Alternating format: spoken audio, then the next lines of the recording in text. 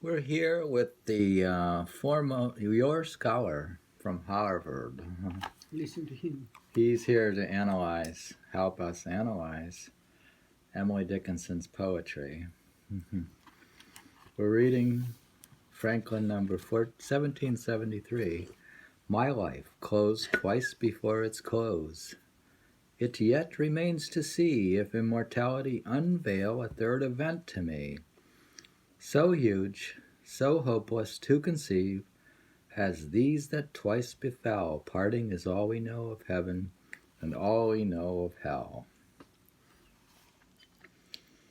In a Christian poem that began as this one does, with tragedy, the lament would lead to the expectation of a better life in heaven.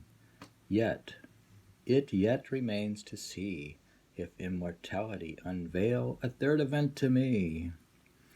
To compensate for all the grief, the only things immortality is supposed to unveil are good things. To unveil. No, he's quoting. So what? And he says, leave him alone. Quote, quote, to unveil, unquote, isn't. Okay, he's not going to be there anymore. Why not? Because he's torturing him. He's quoting. He's the one. To unveil, like to uncover, is an English version of the Greek word apocalypse. Isn't that strange? Uncover is apocalypse? Apocalypse, it is the open, the lifting up the covers in a way, uncover. Uncover, apocalypse. It's used in a religious way in the Bible. This is for the children, you know, borrowed by Christianity. Yeah, children would really. Now it says here that the word apocalypse is borrowed by Christianity from Greek to signify the end of days, when all that was hidden on earth shall be uncovered, revealed in order that it can be judged. So she says to unveil.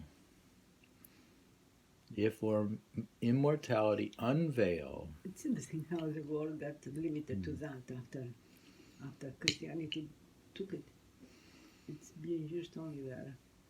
Dickinson, conceiving immortality as a hellish continuation of life with further deadly closings, lying in wait, expects, quote, a third event, more hopeless than the first one, bringing the final loss of every one she has loved. By reserving the suspense of what immortality might unveil until after the white space between the quatrains, and by repeating the twice of stanza 1 and stanza 2, she reiterates the essential history of her life. But it has had only 2 hopeful episodes, each of which ended with the death of a beloved person. The implied 5 phases of her life have been solitude, then love, then the first loss, huge and hopeless, then renewed love, then second loss as huge and hopeless again. Conventional Christianity would reassure her that in immortality she will meet again her lost dead. She intimates that no such reunion will ever take place. The epigram on parting equals heaven and hell.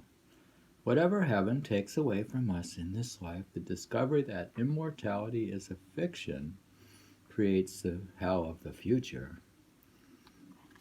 Does she mean that, though? At times she does, at times she doesn't.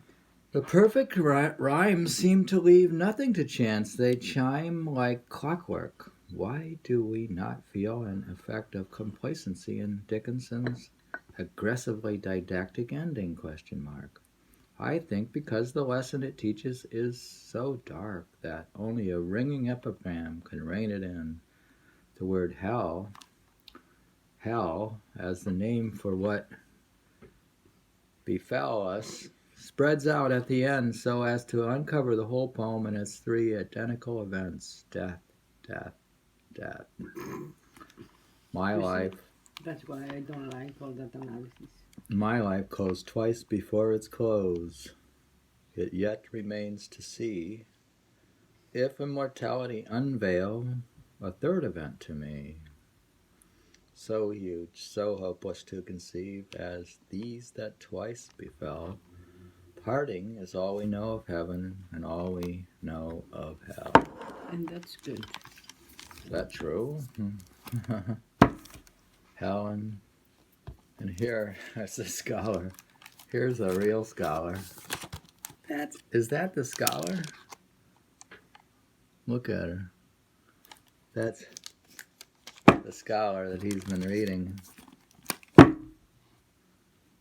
Very good. Hopeless.